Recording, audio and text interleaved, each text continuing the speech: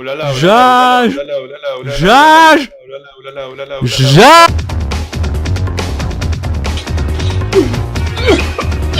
Oui, vous savez combien il faut de nains pour creuser en 2 jours un tunnel de 28 mètres dans du granit? Ta mère. Non, c'est la mauvaise réponse. Attendez, est-ce que vous avez aussi dedans le You'll Also Like, le premier texte c'est dépression rime avec inspiration. Oui. C'est parti. Bonjour. Le titre. Ah ouais, merde, le titre. Le retour d'un héros. Bonjour. Tout d'abord, je tiens à préciser une chose. Pour comprendre cette histoire, et aussi lire les fics de... Ensuite, les infos habituelles. Les personnages de Maya et Lydie appartiennent à Maya la seule. Le personnage d'Atis appartient à Aspiscore. Les personnages d'Alexandre, Glitch ainsi que Victor m'appartiennent. La plupart des dessins utilisés ici, sauf précision, m'appartiennent. Veuillez respecter les droits de chacun sur leur contenu, surtout les miens. Rappel, ceci a été fait sous forme de RP à 3 personnes. La forme et l'ordre des dialogues et actions peuvent parfois être dérangeantes. Comment? J'ai hâte de voir ça. Sur ce, bonne lecture, restez jusqu'au bout, j'ai un petit message à la fin. Alors, c'est quand même un RP à la base. C'est ça le truc qui va être intéressant. Oh non, quelle horreur. La réalité est parfois cruelle. Dans les récents événements, plusieurs mondes ont été effacés, puis ont réapparu dans le multivers. Mais l'un d'entre eux ne resta pas longtemps. Le New World, le monde du héros qu'on appelle Alexandre le guerrier, fut effacé à nouveau. Ce dernier tenta plusieurs solutions pour pouvoir récupérer son monde, mais elles furent toutes en vain. Peu importe la puissance ou les sacrifices, rien ne pouvait ramener son monde. Alexandre fut pris de folie. Si Victor n'était pas intervenu, le multivers tout entier ne serait plus qu'une immense fosse commune. Et là on a Yaboy et Victor. Yaboy. Rayon. Ah il s'est amélioré maintenant, t'as vu, il a augmenté son attirail. il a une gomme. Putain, il a une... Il peut effacer lui. Il a aussi une loupe, c'est ça qu'il efface les mondes en fait. Mais non mais Victor justement il les sauve jeune. Mais il efface l'effacement. Ah, tu effaces ce qui est effacé, ça revient en fait. Victor chercha lui aussi un moyen de ramener le New World, mais sans succès. Il sait qu'il peut rien faire pour ramener son monde, mais il ne pouvait pas laisser Alexandre comme ça. Il lui a donc effacé la mémoire. Il sait qu'il peut rien faire. Il lui a donc effacé la mémoire, supprimant chaque moment qui concerne son monde, ses amis, sa famille. Certains souvenirs d'autres mondes qu'il a visités ont aussi été effacés, car ce monde y a été trop souvent évoqué. Pour combler ces souvenirs, Victor lui a donc mis d'autres souvenirs. Alexandre fut né quand ce monde fut détruit. Victor l'a sauvé, mais il avait aussi d'autres motivations. Mais du coup il se souvient quand même que son monde a été détruit. Ah merde. We tried. Comme dans l'histoire originale, Victor donna la plus puissante de toutes les âmes à Alexandre venant à peine de naître. Comme son âme ne s'était pas encore développée, elle laissa sa place à celle donnée par Victor. Le but de scientifique était de se créer une arme vivante, un être de grand pouvoir pour se venger. La différence entre l'histoire originale et celle que Victor a créée, c'est que Victor garda Alexandre près de lui pour l'apprendre à maîtriser ses pouvoirs. Alexandre finit par convaincre le scientifique de laisser ses désirs de vengeance. Alors... Victor laissa Alexandre se balader librement, mais toujours sans surveillance, dans le multiverse. Il resta juste encore un problème. Avant de pouvoir convaincre Victor, Alexandre désobéit de plus en plus à ses ordres. Le puissant scientifique commença à chercher une alternative en volant 90 âmes à travers le multivers. Alors que maintenant que tu lis fort les mots en gras... Je sais pas, parce que c'est impressionnant. Mais alors que ses envies de vengeance furent stoppées, que faire de ces 90 âmes ? Il les unit tous pour créer une enfant qu'il considère comme sa fille. Je me demande qui c'est. Maintenant que l'histoire d'Alexandre fut réécrite, il resta un problème. Ses anciens alliés des autres mondes... Lucas. C'est à peu près ça en plus. Ses anciens alliés des autres mondes, en particulier Maya... Bon, j'abandonne.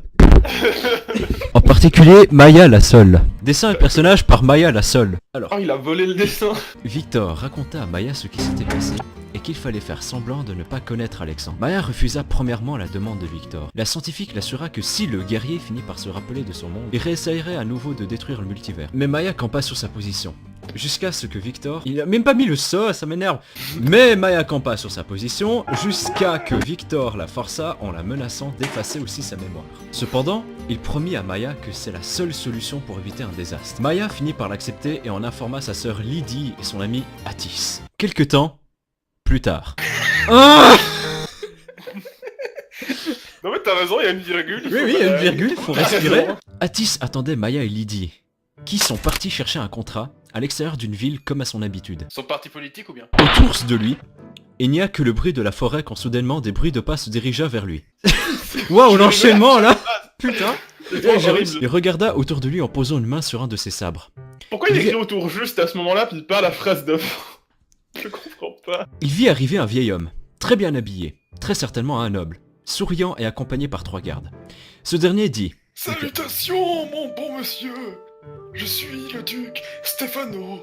Et je me demandais si vous pouvez m'indiquer l'écurie la plus proche. Je vais tenir de pas rire quand tu lis.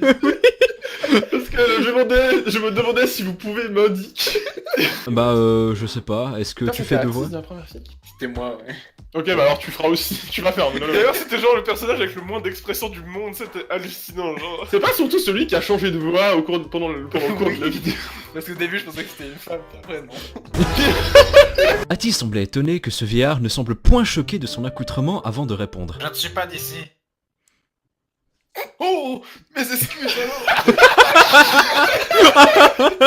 Mais dites-moi, quel est votre nom? Ah, et aussi, si vous pouvez vous approcher un peu, ma vision n'est plus aussi bonne qu'autrefois. Demanda le Comme ma vieillard. femme. Mais, Atis, Richterton. dit-il avant de se préparer à un éventuel conflit. Déjà, alors il rencontre un mec qui se dit « Je vais le tabasser !» En plus, un vieux. T'es qu'un petit PD, n'oublie pas. Le vieux perdit son sourire et dit Je vois, je suis désolé, mais vous savez que je ne peux pas laisser vos actes impunis. Atis répondit en disant Je n'attends que ça. Garde! dit le duc, alors que ses 3 gardes passèrent devant lui, dont un qui agit bizarrement et va même trop près d'Atis comme si c'était pas quelqu'un habitué à ce boulot. Ok. J'avoue, les gardes, genre, qui vont vers les gens qui veulent attaquer, c'est trop C'est bizarre. ouais, très certainement une recrue. Très certainement un stagiaire. Atis sortit ses sabres et fit. Vas-y, viens, le Minos. Le Minos, comme Atis l'appelle, essaya de donner un coup d'épée. Mais on dirait fortement qu'il manque d'entraînement. Atis part à l'attaque sans aucun souci et demanda. Tu fais partie de la garde, toi? Il finit par remarquer que les 2 autres l'ont encerclé et s'apprêtent à attaquer à leur tour. Standard. Non. Par cette conclusion, Atis décapita le garde avant de se mettre en position de parade. Vous croyez qu'on me l'a jamais faite? Au bout de 3 ans? Demanda l'ange de la mort, alors que les 2 gardes reculèrent par peur, mais tentèrent tout de même de lui asséner un coup. Atis para les attaques. Les 2 putain. Aïe. Atis para les 2 attaques, avec un sabre. Il se contenta de dévier la lame. Avec l'autre, il stoppa la lame du garde avant de tourbillonner son poing et couper la main de l'autre. La garde hurla de douleur, tenant son poignet. Il se mit à genoux, alors que l'autre resta confus, voyant bien qu'il a peu de chances de réussite. Alors, attaque! Fit Atis. Le dernier garde tenta une attaque désespérée, mais Atis se contenta d'une feinte, transperçant l'homme par le cœur. Pas le principe de chill, quoi. Il ne resta plus que le garde à la main coupée, tenant son poignet de douleur, levant le regard alors qu'Atis s'approcha. Ce dernier plaça le plat de sa lame sous le menton du garde avant de prononcer ces mots. Un dernier mot? Ah, j'oubliais. Il n'y parviendra pas. D'un coup sec, il enfonça sa lame dans la jugulaire du pauvre garde, il retira sa lame d'un mouvement ample, faisant gicler le sang de sa lame, une fontaine de sang gicle du cou du garde. Waouh! Putain. Nom de Dieu! Le dernier des gardes est désormais tombé. Il ne reste plus qu'Atis et le duc qui regarda en silence. Alors, vieillard, on pensait me mater comme ça? Demanda l'épéiste. Bien sûr que non. Ok, genre, why then? Mais vous laisser partir sans rien tenter aurait été une plus grande erreur. Répondit le duc calmement. La garde, objectivement, c'était quand même bien tenté. They tried. Atis pointa son sabre vers le duc et dit. C'est votre jour de chance. Je suis accompagné. Vous allez gentiment me tenir compagnie en attendant que l'on décide de votre sort. Le duc soupira et fit. Je suis peut-être vieux, mais croyez-vous que je me rendrai sans combattre? Mes gardes ont donné leur vie pour vous arrêter. Je vais faire de même. Fit Atis, sceptique. Il regarda le duc de haut en bas avant de ranger ses sabres. Vous pensez que je plaisante? Demanda Stefano. Je pense surtout que t'es main nue, je vous assomme sur le cou. Répondit Atis, alors que le duc ramassa une épée et tenta une attaque malgré son grand âge. Mais Atis lui ramassa un caillou et le lança en pleine tête pour tenter de l'assommer en disant. Je vous ai dit que je ne peux pas vous tuer. Le vieux tomba au sol, presque inconscient, et demanda. Pourquoi? Vous avez massacré mes hommes, des villages entiers, et vous éprouvez de la pitié pour un vieillard tel que moi? J'ai aussi bien aimé il lui ramassa un caillou. Genre, il lui prend un caillou de la poche, il le tape avec. Le caillou, il le passe à Atis, ça fait vas-y. Ça y est. Do what you must. Shoot me. J'éprouve aucune pitié. Si j'étais encore seul, les enfants joueraient déjà au ballon avec votre tête. Mais le problème, c'est que depuis que je suis avec elle, je ne peux plus tuer n'importe qui. Fit le tueur. C'est pas... Le tueur, c'est pas un putain d'adjectif positif, ça, je suis désolé. Le héros de votre histoire, le tueur.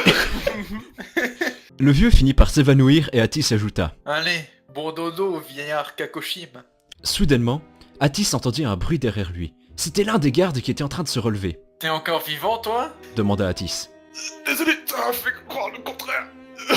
Mais le coup que tu m'as donné m'a coupé le souffle. Dit le garde en se tenant la gorge. Tu pisses le sang, tu tiendras pas 3 minutes avant de crever. Fit remarquer Atis. C'est sûr que j'avais plus de chance avec ma tête détachée de mon corps. Fit remarquer le garde.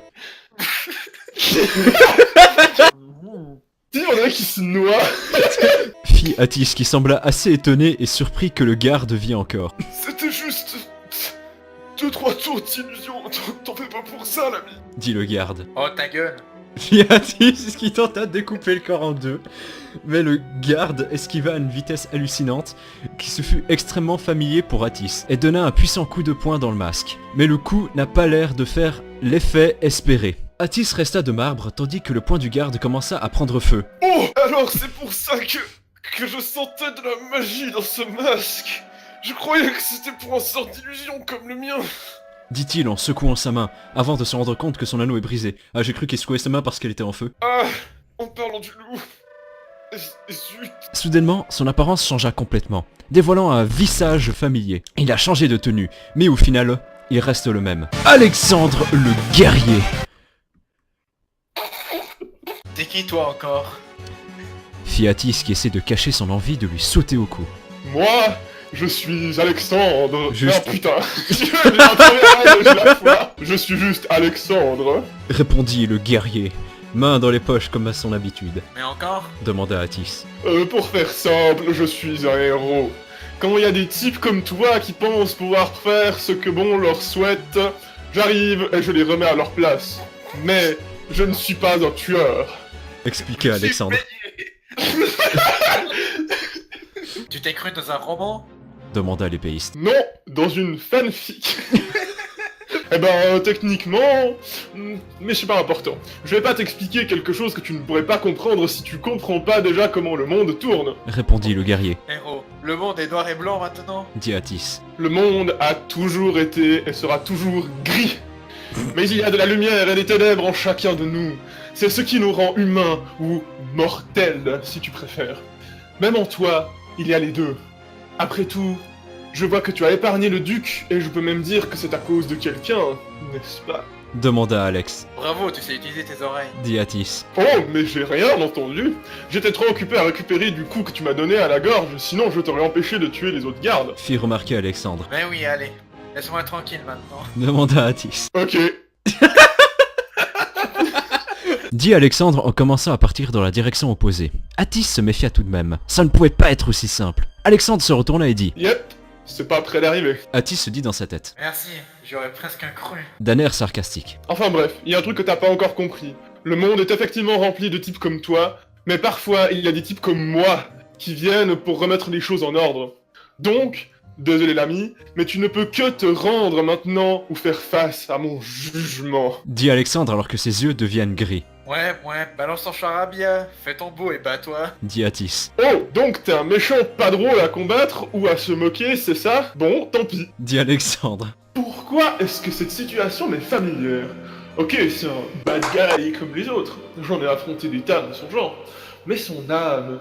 Pourquoi j'ai l'impression de l'avoir déjà vu? J'ai essayé d'y aller en douceur, mais quelque chose me dit que ça va vite changer. Pensa Alexandre. Il se mit en posture de combat au poing, pour mesurer la difficulté que représente l'adversaire. Il attaqua en premier avec des coups de poing de vitesse correcte. C'est quoi une vitesse correcte? C'est ok. Très clairement pas aussi rapide que d'habitude. Atis para, sans difficulté. Le premier coup avant de riposter avec un coup qu'Alexandre esquiva facilement. Je pense qu'il est temps de passer au niveau supérieur. Pensa Alexandre à voix haute. Ferme-la et bats-toi. Du crois m'intimider? demanda Atis. C'était pas mon intention. Pensa Alexandre qui commença à donner des coups de poing de plus en plus vite, d'angles différents jusqu'à submerger Atis. Mais ce dernier parvint tout de même à esquiver ou parer la majorité des coups. Alexandre recula et se mit en posture défensive, attendant de voir que son adversaire va faire. Ati commit une attaque leurre. Quand Alexandre esquiva, la vraie attaque arriva juste après. Alexandre n'a pas pu esquiver le coup et recula de quelques pas pour éviter de se prendre plus de dégâts. Il se décida finalement à invoquer son épée, Magnifique épée, dis donc. Maintenant, c'est du sérieux. dit-il en recommençant à noyer Atis de coups. Parce que tu fais ça pour rire? Demanda Atis tout en parant et esquivant. Je me sens bizarre chaque fois qu'il part avec son sabre bondi contre mon épée. Pensa Alexandre. Je fais ce boulot gratuitement, sans que personne m'a... Je fais ce boulot gratuitement, sans que personne me l'a demandé. J'ai bien le droit d'avoir un peu de fun, hein. Dit Alexandre, masquant son problème et sans stopper ses coups. J'ai un problème, ok? Atis riposta. Mais c'est maintenant le guerrier qui esquiva et qui enchaîna instantanément avec une sphère d'énergie. Mais l'épéiste esquiva. Tu sais, je suis encore gentil avec toi. Si te tuer me dérangerait pas, j'aurais même pas besoin de te combattre. Mais là, je commence à manquer d'options non létales. Fit Alexandre. Si le petit chouchou se fait du souci pour moi? Dit Atis d'un air sarcastique. Alexandre se jeta vers Atis, le poing prêt pour donner un coup sous le menton, mais s'arrêta net. Ouais, tu sais quoi? T'en vaut pas la peine, en fait. D'abord... Dit-il, alors qu'une énergie ténébreuse entoura son poing, annonçant que la foudre va tomber maintenant. Sur la position d'Atis, Atis se jeta sur le côté et fit. Tu sais à qui tu parles? Tu penses impressionner qui avec tes grands airs et ta fausse modestie? Il tenta de donner un coup de sabre sans trop d'espérance. Mais Alexandre se changea en une ombre sur le sol et ressortit derrière lui. Téléporte behind you. Tu es un criminel. Laisse-moi continuer avec mes grands airs. Mon public, les arbres, en redemandent. Oh putain, c'est triste. Son public c'est... Son public, c'est des arbres. Dit Alexandre. Je suis lâche, mais je le reconnais. T'es pas bien brave, moi. Héros. Fit Atis qui se retourna en enchaînant un coup. Mais pour une fois, Alexandre para et dit. Quoi?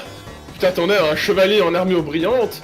J'en ai pas l'air, mais je suis assez brave pour te botter le cul. Alexandre entra en mode toupie avec son épée. Assez brave. Tu en as une drôle de définition. Fit Atis, se contentant de recula, trouvant cette attaque ridicule au possible. J'ai presque lu Dracula. Mais quoi? Est-ce qu'il joue?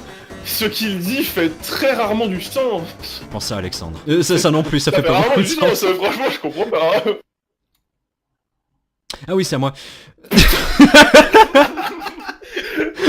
J'ai eu un vrai lag pendant 5 secondes. Alexandre fit un saut pendant l'attaque pour abattre son épée sur Atis, mais il para sans trop de difficulté et dit. T'as jamais pratiqué tes scripts, toi, hein?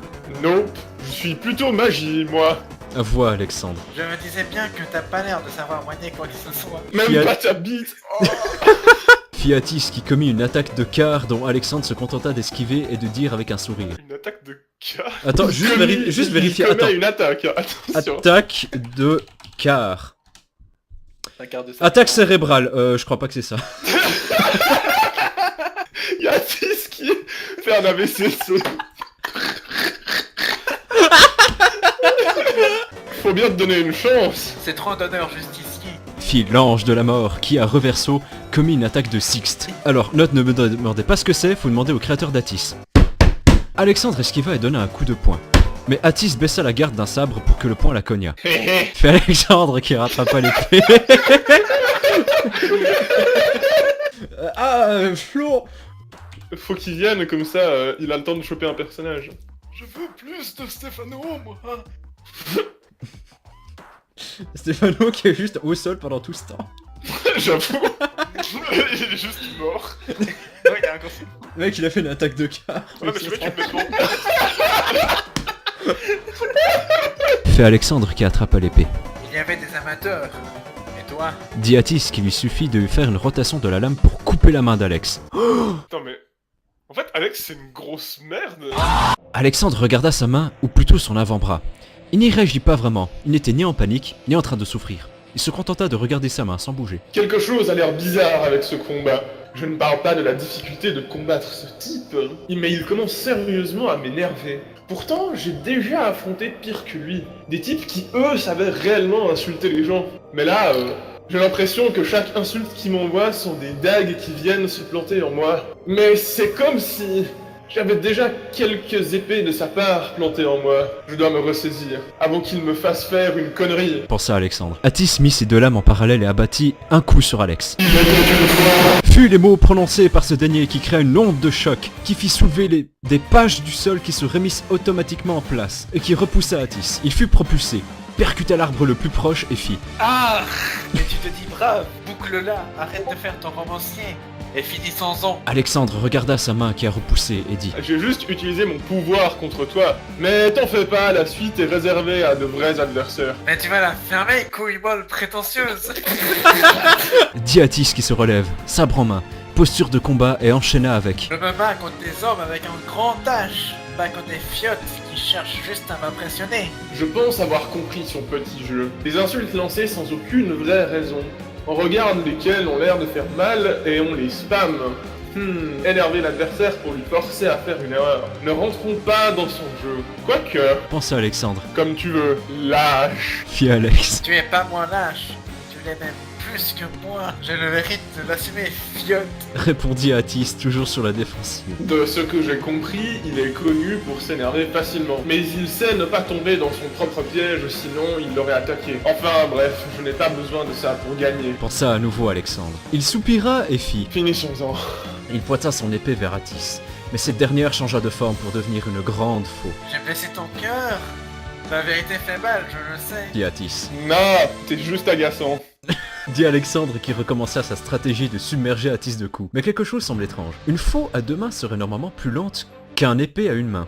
Mais là, non. Les coups sont encore plus rapides qu'avant et Atis commença à avoir du mal à tout parer. Oui, ouch. Tu es encore plus lâche que moi. Ah, c'est ce que je dis, espèce de lopette. Dit Atis qui commençait à se voir mutilé, Désolé, l'ami, mais ta petite stratégie ne marche plus. pensa Alexandre. Tu as toujours été un gamin avec de trop grands pouvoirs. Fit Atis, ce qui perturba Alexandre qui sauta en arrière avec son arme, qui commença à briller d'un lumière blanche. Il donna un coup dans le vide qui envoya une vague d'énergie sur Atis, para grâce à son sabre maudit. L'arme d'Alexandre se mit à avoir une aura sombre et envoya une sorte de filament vers Atis, coupa le filament de nouveau avec son sabre. Il manque des mots! Alexandre se mit à courir avec sa faux plantée dans le sol. Atis, bien que se questionnant sur l'utilité de cette action, fonce à son tour, la lame maudite derrière lui, prêt à asséner un violent coup. Et l'autre sabre, prêt à encaisser. Je t'ai eu. Soudainement, Atis se fait attraper par les jambes par les filaments noirs qui sont sortis du sol, reliés directement à la faux. Atis trébucha, lui retirant toute possibilité de garde. Alors qu'il chuta, le visage contre le sol, Alexandre donna un coup de faux sur la partie non tranchante à l'arrière du crâne d'Atis, et lui fit une attaque de quart. Ce dernier reçut un coup si violent qu'il finit complètement KO. Alexandre s'arrêta un moment pour prendre son souffle et dit Te voilà jugé. Ça sonnait peut-être un peu nul, mais étrangement je m'en fiche. Il regarda ensuite dans la direction du duc et accourut vers lui. Il avait une petite blessure au front, mais rien que le sort de soin d'Alexandre saurait soigner. On parle que cette phrase, ça veut dire qu'il en serait pas capable. Avec le soin, il va bientôt se réveiller, mais il n'arrivera pas à la réunion assez vite. Mieux vaut que je l'emmène et que j'y mette mon maximum. Pensa Alexandre. Il prit le vieux et, soudainement, des ailes lui apparurent dans le dos. Et il partit dans une direction encore plus rapidement que d'habitude. Après quelques minutes, il revint vers Atis, seul. Bon, à ton tour. Dit Alexandre en réinvoquant sa faux. Il utilisa le filament d'ombre en douceur pour prendre le masque brûlant, ayant désormais une vue sur son visage. Alors, c'est à ça qu'il ressemble. Est-ce qu'il utiliserait pas seulement le masque pour se protéger, mais aussi pour cacher son visage? Et pourtant, j'ai vu des types qui avèrent bien pire et qui en étaient fiers. Bon, les orques sont particuliers, c'est vrai. Il désinvoqua sa faux une fois le masque rangé dans une boîte. Ensuite, il prit le sabre normal. Standard. Fit-il avant de se pencher maintenant sur l'épée maudite. Il n'y prêta malheureusement pas beaucoup attention. Il sentit juste qu'elle était puissante. Il la prit sans trop réfléchir, mais sentit instantanément une immense douleur insupportable. Il hurla de douleur tout en la lâchant. Ses yeux sont devenus gris comme par réflexe. Qu'est-ce que... Elle est faite à partir d'âme et de chaos. Mais ce sont des opposés. Comment ai-je pu ne pas le voir ou le ressentir? Dit Alexandre qui prit un peu de temps pour se ressaisir et réfléchir à tout ça. Une seconde. Elle est faite avec une âme. Peut-être qu'en utilisant mon pouvoir, je pourrais... Ah, Atis? Fille semblerait une petite fille. Alors qu'Alexandre examinait l'épée, il vit sortir des buissons. Effectivement, une petite fille d'une dizaine d'années, rousse, apparemment essoufflée et au bord des larmes. Alexandre resta un peu paralysé et dit Ah, salut, petite. La petite dévisagea Alexandre un moment avant de se tourner vers Atis, se précipita vers lui et le secouait. On y tient. C'est tellement ça. Atis, réveille-toi. S'il te plaît, debout. Grande sœur est en danger, debout. Fit la pauvre petite, essayant de tirer le jeune homme par le bras, sans succès. Alexandre passa ses yeux en gris pendant une seconde. C'est tout ce qu'il lui fallait, Hé, petite, comment tu t'appelles? fit-il. Lydie. Répondit-elle. Eh bien, Lydie, comment je peux t'aider?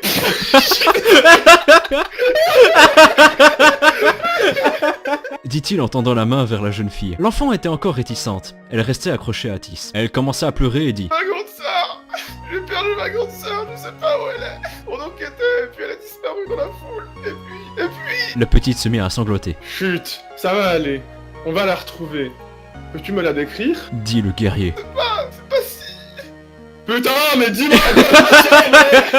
Fit la pauvre enfant qui pouvait à peine prononcer quelques mots à cause des larmes. Chut. Je peux t'emmener...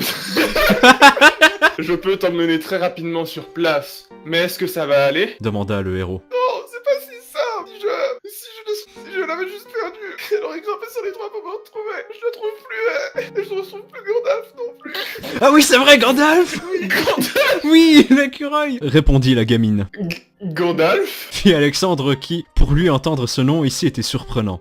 Son écureuil. Répondit la petite. Oh, je te propose d'aller en ville. Je suis sûr que je vais la trouver. Proposa Alexandre. Je peux pas laisser Atis comme ça. Dit-elle. Ok. Tu peux m'attendre ici. 2 secondes? Je reviens tout de suite. Dit-il en soulevant Atis. La petite semblait pas enchantée à l'idée de rester dans un coin sombre de la forêt avec quelques cadavres autour. Tu m'étonnes! Je reviens dans moins d'1 minute, ok? Lydie s'avança et attrapa le bras pendant... Hein? Oh putain. Lydie s'avança et attrapa le bras pendant d'Atis et regardant Alex avec ses yeux de petit chien. S'il te plaît, ne le laisse pas derrière. Lucie a besoin d'aide. Écoute, gamine, Ah, je fais comment un truc en... Ah bon. Alors... Alexandre posa Atis par terre et commença à appliquer un cercle de soins. Lydie ne le vit pas. Mais Alexandre serra les dents de colère, comme si son action n'était pas son choix. Atis se réveilla avant de prononcer ces quelques mots. C'est bon, t'as fini? Fit Lydie qui fit un gros câlin à Atis avant de l'aider à se relever.